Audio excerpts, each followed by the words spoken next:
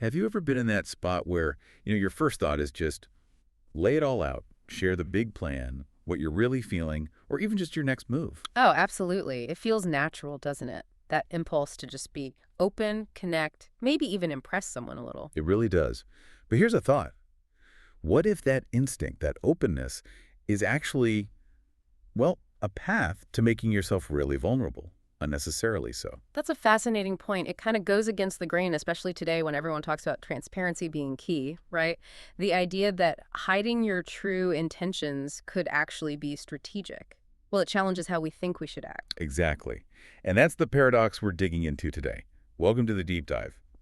We're taking a close look at Law 3, Conceal Your Intentions, from Robert Greene's very influential book, The 48 Laws of Power. Right. And look, this isn't about pushing dishonesty just because. It's more about understanding the strategic edge that, let's face it, skilled concealers often gain. Our goal here is to unpack this law, get into the details, the nuances, using some really compelling stories from history. We want to see how mastering concealment can be, well, a powerful tool, even if it feels a bit controversial. And maybe even more importantly, help you spot these tactics when they're used out there in the world. Because they are. Definitely. We'll look at the psychology behind it, how it plays out in real life, what the law actually means, and why it matters. So the core idea is pretty stark. Keep people guessing, keep them in the dark. Don't ever show your hand, your real purpose. Instead, you sort of guide them down a false trail. Wrap them up in enough misdirection, enough smoke, that by the time they even start to wonder what you're really up to. It's just too late. They can't defend themselves or push back effectively. And we're going to break down two main ways this is done, according to the law. First, using decoys and red herrings, actively misleading people. Yeah, throwing them off the scent completely. And second, using smoke screens, creating this kind of veil of normalcy or distraction to hide what you're actually doing. Both are about hiding things, but they work in slightly different ways. Equally powerful, though. Okay, let's dive into that first technique. Using decoys, red herrings, basically active misdirection. The core idea here is that even the smallest hint, the slightest suspicion about what you're truly aiming for, can wreck everything. It's so true. It underlines a basic principle in pursuing almost any goal, doesn't it? You Yeah. just can't let people guess your real objective too early. And what's really interesting, as you said, is that it's not just about staying quiet. It's about actively misleading people. Exactly. It involves a real effort, using fake sincerity, maybe sending mixed signals, setting up these completely false goals or desires. The aim is to make it genuinely impossible for someone to tell what's real and what's just stage dressing. So they can never actually pinpoint your true objective. Right. And why do people fall for it? Well, it taps into how our brains work. We're kind of wired to trust appearances, that we can't constantly doubt everything and be exhausting. That makes sense. It's like a cognitive shortcut. We look for patterns, we make assumptions to get through the day, and this law cleverly uses that against us, our need for things to make sense. It really does. And to see this in action, maybe the best way is to look at a story where someone failed spectacularly at this, a classic transgression of the law. Let's do it. This was from 17th century France, involving the young Marquis de Sévigné and the legendary Ninon de L'Enclos. Oh, this is a fantastic story. A real masterclass in, well, seduction and the dangers of showing your cards too soon. Ninon de L'Enclos. She was incredibly famous, a courtesan, yes, but also incredibly intelligent, experienced, wise about people, 62 at the time of this story. And the Marquis de Sévigné. He was young, 22, handsome, charming, but completely clueless when it came to romance, clumsy even. He was trying and failing badly to woo this beautiful but notoriously difficult young countess. His approach was just too direct, too obvious. So Ninon sees this happening. Yeah, initially she's kind of amused, but her patience wore thin pretty quickly. She couldn't stand watching such, well, ineptitude, especially in something she considered an art form, like seduction. So she decides to step in, mentor him. Pretty much. A bit of mentorship, maybe a bit of professional pride. She took him under her wing, and she was very clear. Seduction isn't just, passion bubbling over. It's a war, a campaign. Every step needs to be planned meticulously. Wow. Okay, so what was step one in Ninon's war plan? Her first move was fascinating. She told him to completely change his approach. Stop being the eager puppy dog. Instead, approach the Countess with distance, almost. Nonchalance. Nonchalance. How? Basically, the next time they were alone, he was to talk to her like a friend. confide in her, but explicitly not as a potential lover. This complete reversal was designed to throw the Countess off balance, confuse her, make her question everything she thought she knew about his intentions. That's brilliant, like pulling the rug out from under her expectations. Instant confusion. Exactly. Cognitive dissonance. Make her wonder, wait, I thought he was interested. Now he's acting like this. It stops her taking him for granted. Okay, so once the Countess is intrigued, maybe a little confused, what's next? Step 2. Jealousy. Ninon orchestrated this perfectly.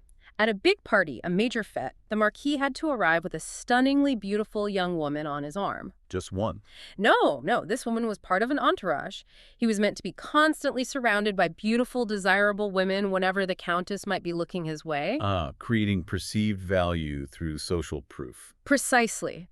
Ninon understood this deeply. She told the Marquis flat out, a woman is almost always more interested in a man other women desire. It gives him instant value. It makes him seem more attractive and maybe even more satisfying to snatch away. It taps into that competitive instinct, doesn't it? If he's in demand, he must be worth having. Spot on. It's not just about making her jealous, it's about elevating his status in her eyes. And then came the final touch, the subtle stuff, intrigue and confusion. How did that work? He was told to deliberately not show up where the Countess expected him. Then, suddenly, appear unexpectedly at places she went to, but he usually avoided total unpredictability. Breaking any patterns she might have started to see. Exactly. The goal was to push her into what Ninon called emotional confusion. Ninon believed this state was essential for seduction. It disrupts the target's sense of control, forces them to keep thinking about you, trying to figure you out. It keeps them engaged, even if it's frustrating. And did it work? All these intricate maneuvers. Oh, absolutely. Ninon had her, let's call them informants, keeping tabs. And the reports were good. The Countess was laughing more at his jokes, listening intently when he spoke, asking questions about him, watching him across rooms. She was hooked. Ninon was sure of it. She felt the Countess was falling under his spell. The citadel, as she put it, was about to fall. Okay, so everything's going perfectly according to Ninon's plan, which means something's about to go wrong, right? You guessed it. This is where the Marquis makes the fatal mistake. Violates Law 3 completely. Just a few days later, he's alone with the Countess. Things are maybe getting a little intense. And he forgets the plan. Completely. Acts on impulse. Takes her hands, looks her in the eye, and just blurts it out. Confesses his deep love for her, drops the L-bomb. Oh no, after all that careful groundwork. Devastating. The Countess was instantly confused, then polite, but frosty. Made an excuse to leave. Avoided his eyes all evening. And afterwards? He tried to visit. She was suddenly always not at home.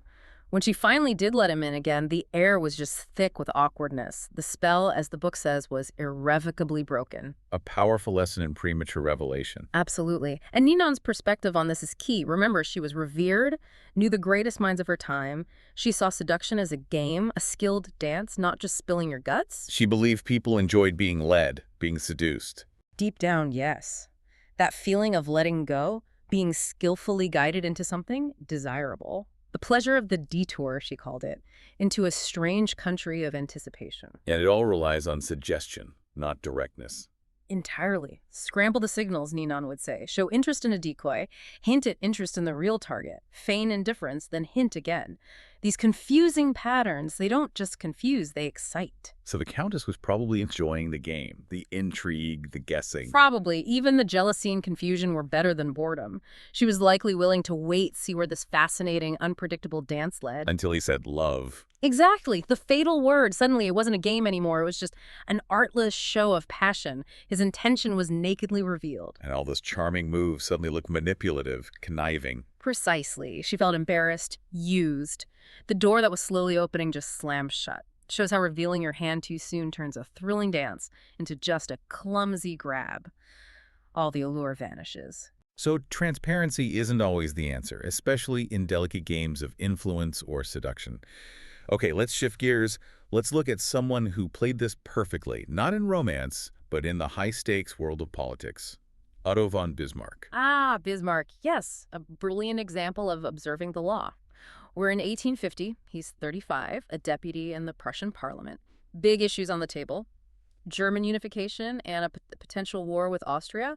Austria wants to keep the German states weak and divided. And the mood in Prussia. Prince William and the Parliament, they were mostly itching for war, but King Frederick William IV and his ministers, they wanted peace with Austria. They were tired of conflict. Now, crucially, what were Bismarck's real feelings? We know him later as the Iron Chancellor. Exactly.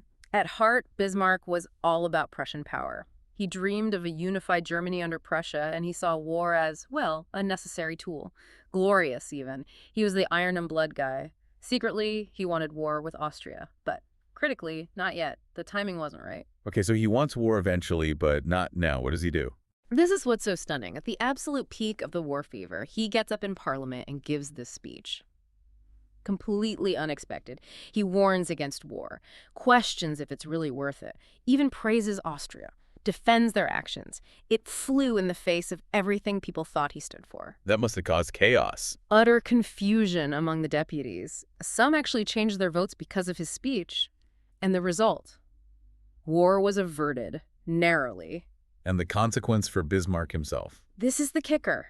A few weeks later, the king, who was incredibly grateful and now totally convinced Bismarck was a man of peace, appointed him to a cabinet position, a minister. The very position he needed to gain more influence. Precisely. It was the crucial stepping stone that led directly to him eventually becoming premier of Prussia. And then, years later, once he was premier. It was Bismarck himself who skillfully maneuvered that same peace-loving king into the very war against Austria he had argued against years before. Prussia crushed Austria, and Germany was unified under Prussian leadership.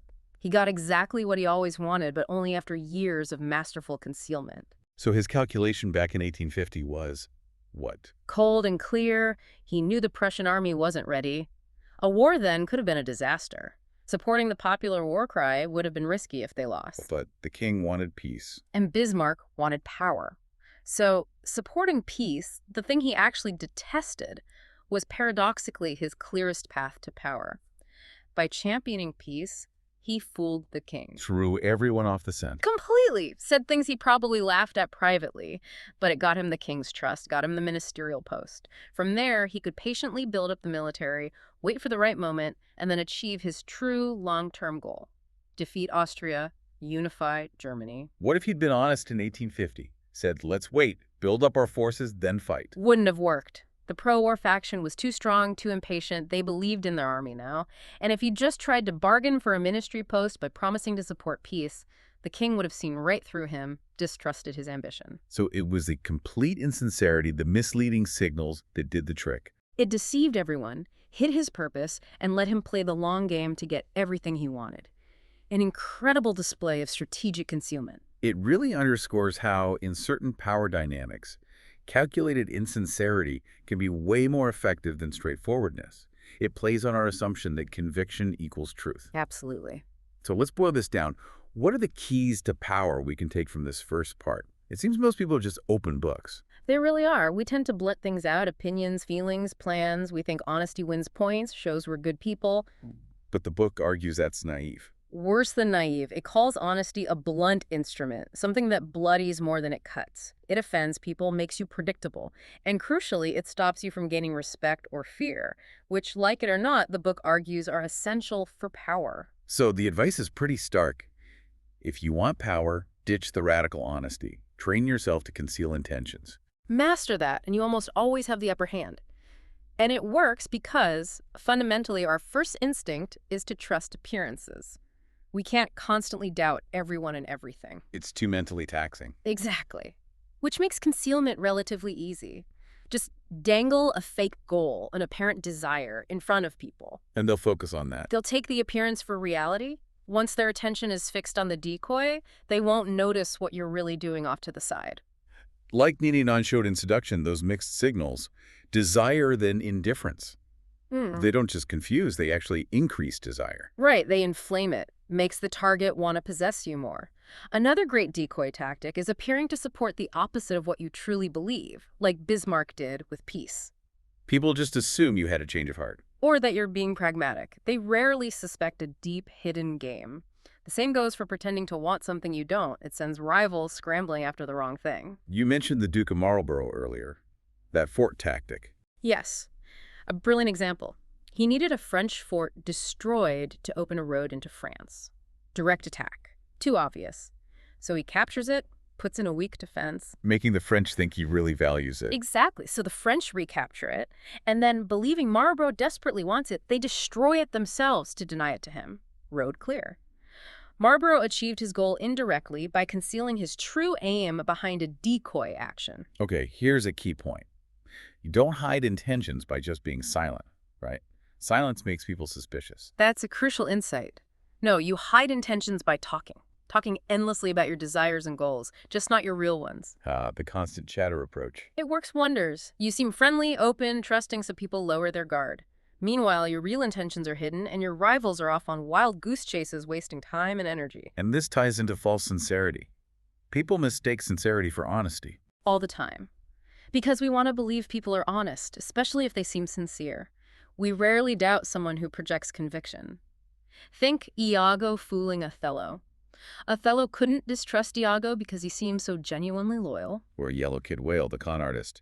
He projected such belief in his scams. That his victims found it hard to doubt him. But there's a catch. Don't overdo the passion. Exactly.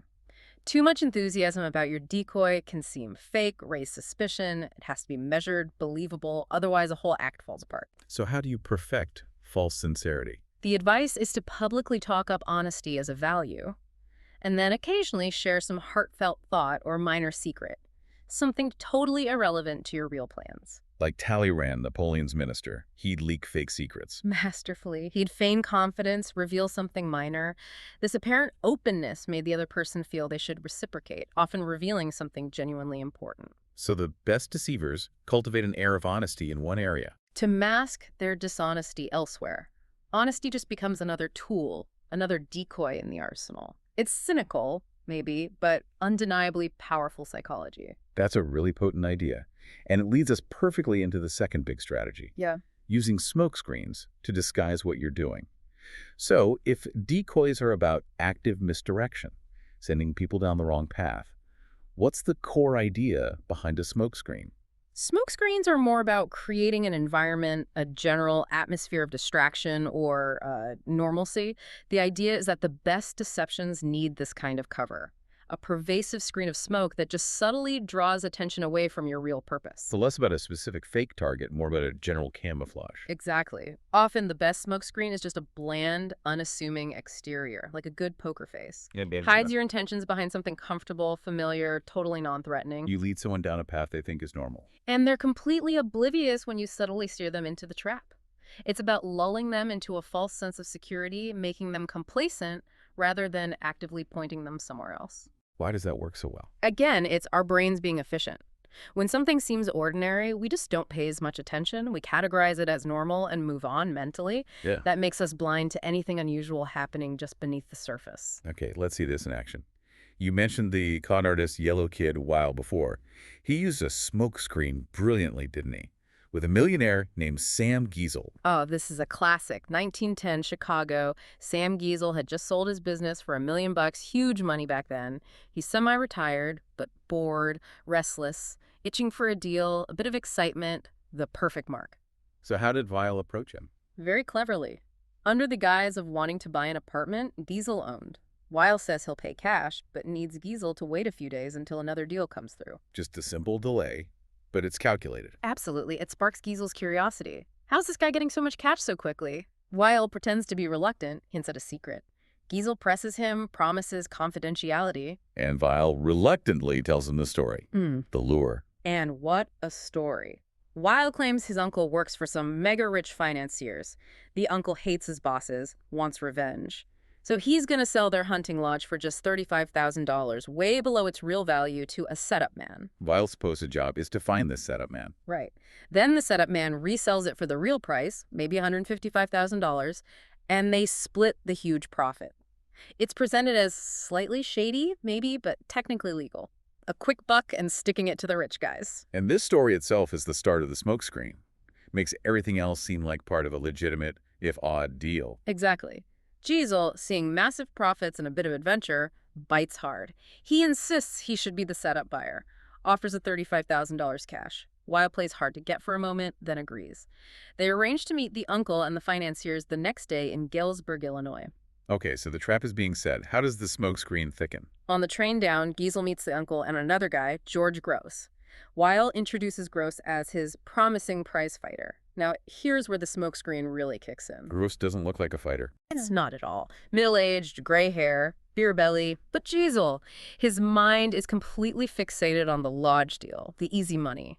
He barely even registers how unfit Gross looks. His attention is totally diverted by the main story, the deal. Classic inattentional blindness.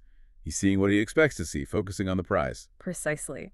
In the hotel room, Gross even shadowboxes a bit, starts wheezing after a minute. Giesel barely notices, still thinking about the lodge. Then Weil and the uncle return with these impressive-looking financiers who talk loudly about J.P. Morgan and high finance.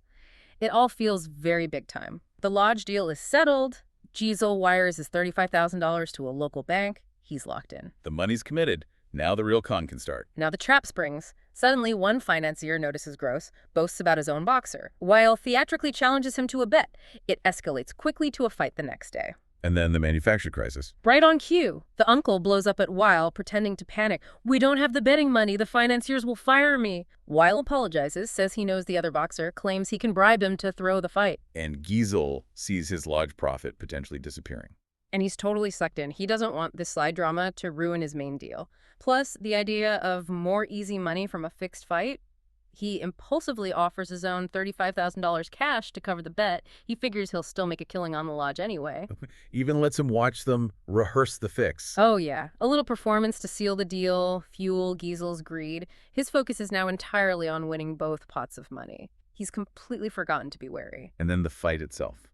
The final act. It goes as planned for a bit, building Giesel's confidence. Then, bam, a wild swing catches Gross. He goes down hard, fake blood spurts from his mouth. He lies still. The doctor steps in. One of the financiers, conveniently a former doctor, checks his pulse. Grim face. Shakes his head. He's dead. Chaos erupts. The millionaires panic loudly about murder charges, scandal. And Giesel. Terrified. Believes he's involved in a homicide. He just bolts, runs back to Chicago, leaving the $35,000 behind. He's just glad to escape. The money seems like a small price to pay for avoiding prison. Meanwhile, Gross gets up. Wipes off the chicken blood mixture from the rubber ball in his cheek. The whole thing, uncle, financiers, boxers, all fellow con artists working with Weil. They split Giesel's cash. A perfect, layered smoke-screen operation. Incredible. Just incredible. So the key interpretation here. Will knew Giesel was the perfect mark. Restless, greedy, maybe a bit naive despite his business success. The boxing match was the real con, but it wouldn't have worked on its own. It needed the smoke-screen. The lodge deal. The seemingly ordinary business venture. Exactly. That occupied Giesel's mind completely. The deal, the money, hanging out with important people. It made him ignore the obvious red flags, like Gross's appearance. His attention was skillfully shifted to the fight only when it was too late to back out or see the bigger picture. And the death. The ultimate distraction. Total panic, wiped his mind clean of everything except escape. He forgot all about the money. This is the lesson from Yellow Kid Weil is, use the familiar, the inconspicuous. It's the perfect smokescreen. Lull the mark with something ordinary, a business deal, a normal conversation. Get them comfortable, complacent. Then gently guide them onto the second path, the slippery slope into the real trap. The shift is almost invisible. So how does this apply in even bigger arenas, like politics, statecraft? Let's look at Haile Selassie in Ethiopia. Right, this is fascinating. In the 1920s, Selassie Rastafari, back then, wasn't your typical warlord image. He seemed quiet, mild-mannered almost.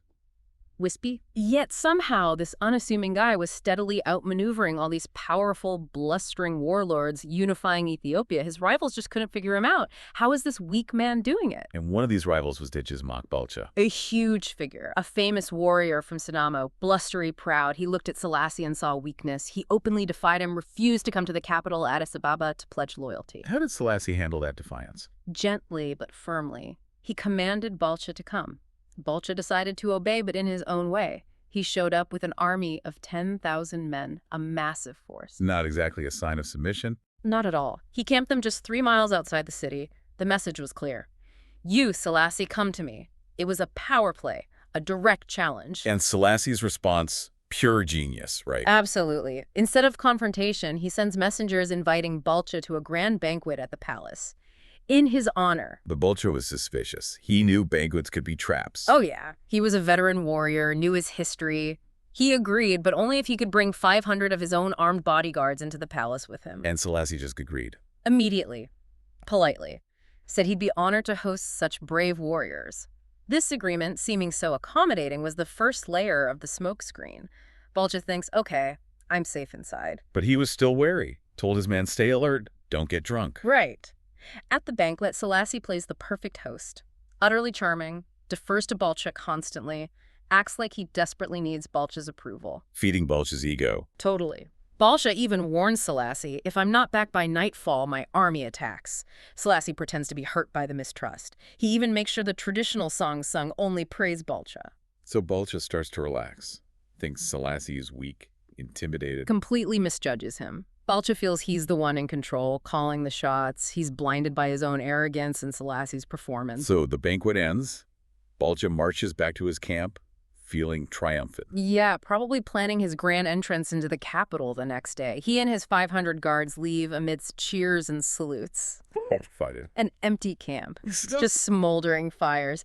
His entire 10,000-man army vanished. What devil's magic is this? He reportedly cried out. How did Selassie do it? While Balcha was being charmed and flattered at the banquet, another large army, loyal to Selassie, had snuck up on Balcha's camp via a hidden route. But no battle, no noise. That's the brilliance. Selassie's troops didn't come primarily to fight. They came with baskets of gold and cash. They surrounded Balcha's army and basically bought them off or intimidated them into giving up their weapons quietly. The entire force was disarmed and scattered in hours. Silently, bloodlessly. While Balcha was eating and drinking just 3 miles away. Incredible. Total checkmate. Balcha tried to flee south, but Selassie had anticipated that, blocked the routes. The capital was secure. Balcha had nowhere to go, no army left. He was forced to surrender, ended up in a monastery. So Selassie's quiet, unassuming front was the ultimate disguise. Exactly. No one could figure him out. He lasted longer than all the fierce warlords because he operated behind this mask of the gentle, peace-loving man. He'd lure victims with charm and deference, then strike. And he used Balcha's own suspicion against him. Perfectly. Balcha expected a trap at the banquet. That was the decoy suspicion. Selassie played into it, allowing the guards, flattering him, creating this thick smoke screen of false security around the banquet itself. Blinding Balcha to the real action happening back at the camp. Right. It shows how the paranoid can be the easiest to fool. Win their trust, or just make them feel superior in one area and it blinds them elsewhere. A helpful gesture, an act implying their superiority. Perfect diversions. A well-set smokescreen can destroy an enemy without firing a shot. As that quote said, he creeps like a mouse, but he has jaws like a lion. That was Selassie's power. The power of the smokescreen. Okay, so bringing this all together, what are the key takeaways about using smokescreens for us to recognize or, well, understand? The best deceivers, counterintuitively, often use that bland and inconspicuous front. No drama, nothing flashy. Extravagance raises suspicion. They wrap things in the familiar, the boring, the harmless. Like Wiles' initial business deal. Or Selassie acting just how Balcha expected a weaker man to act. Exactly. And it works because people can generally only focus on one thing at a time. It's hard to imagine the boring person in front of you is simultaneously running some complex scheme underneath. The grayer the smoke, the better it hides things. Right. Decoys actively distract to a specific false point. Smokescreens lull you into complacency. It's almost hypnotic, which makes it incredibly effective. And the simplest form is just the poker face. The bland, unreadable exterior. Think FDR, no one knew what he was really thinking. Baron Rothschild's bland smiles hiding complex deals. Talleyrand never was a face less of a barometer. Kissinger boring people into submission before hitting them with demands. It's like good poker players practicing blandness to confuse opponents, hide patterns while they focus on their own strategy. It's a really flexible concept, though. Smokescreens use distraction in many ways, like the noble gesture. Oh, yeah, that's a powerful one. People want to believe noble acts are genuine. That desire makes them blind to other motives. Like Joseph Duveen, the art dealer, helping create the National Gallery, seemed purely philanthropic. But it also that his rich clients dodged taxes by donating art, freed up their walls to buy more art from him, and kept art prices high by taking works off the market. A perfect front. And then there's establishing a pattern, making people expect you to act a certain way. Like Jay Gould did with Western Union. Create a company, let them buy you out, repeat, repeat again. Until they just assume that's the pattern. And then, bam, he stages a takeover instead. They were completely unprepared because they were conditioned to expect the buyout. The pattern was the smokescreen for his real endgame. Finally, the seamless blend, just fitting in perfectly. Exploiting that assumption, if you look like you belong, you must be legit. Like those British spies in the Cold War. They fit the old boy network so perfectly Upper class, right schools, right accent. that no one suspected them for years. Their social camouflage was the ultimate smokescreen. It takes discipline, though. Humility, even. To dull your own colors, wear that mask of inconspicuousness. It does, but paradoxically, that unreadability can actually draw people in, make you seem powerful. The fox in sheep's clothing. As Ninon de Lenclos said, conceal your purpose. Win the victory before you declare the war. Hashtag tag tag reversal. Okay, we spent a lot of time on the power of concealment. But like any strategy, it's not foolproof. There must be times when it doesn't work, or when you need a different approach, right? A reversal. Absolutely. The law itself points this out.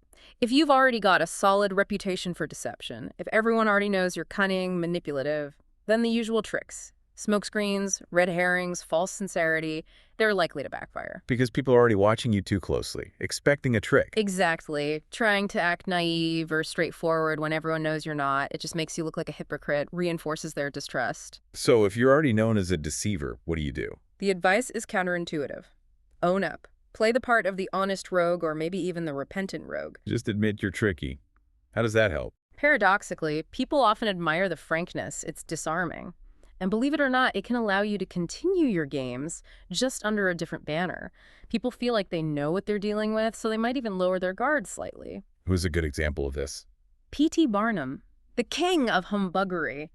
Later in his career, everyone knew he was a master showman of hoaxes. He totally embraced it. That fake buffalo hunt in New Jersey. Right. It was so obviously fake, but the crowds loved it. They weren't angry, they were amused. It was Barnum being Barnum, that was the brand.